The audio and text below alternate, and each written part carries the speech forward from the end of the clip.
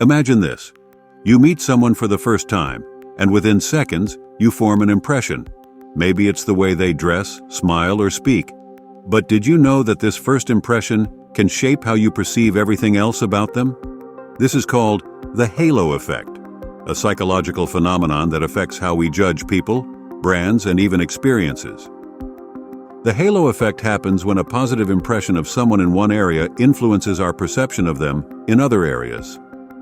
For example, if you find someone attractive, you might also assume they are kind, intelligent, or successful, even without any concrete evidence. This happens because our brains like to simplify. We use first impressions, like appearance or a single trait, to make assumptions about other traits. It's an unconscious shortcut that can sometimes lead us astray. The halo effect influences many aspects of our lives. In hiring, studies show that attractive candidates are often perceived as more capable or qualified, even when their experience is similar to others.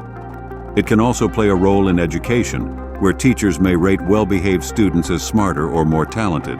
This bias can be unfair. A well-dressed or charismatic person might be seen as more competent, while someone who is shy or less polished might be underestimated. And this doesn't just happen with people. It extends to products, brands, and even political leaders. Let's take an example with brands. Think about Apple. Many people believe that because Apple products are beautifully designed, they must also be highly functional or superior in quality. This is an example of the halo effect influencing consumer perceptions. The halo effect also shows up in politics. A charismatic leader who speaks confidently may be perceived as more competent, even if their policies are not thoroughly vetted. So how do we overcome the halo effect? First, awareness is key. When you recognize that you might be making assumptions based on a single characteristic, you can take a step back and evaluate the person or situation more fairly. Secondly, focus on specific, measurable qualities. Whether you're hiring someone, buying a product, or evaluating a leader, break down your judgments into clear, objective criteria. By doing so, you can reduce the bias caused by the halo effect.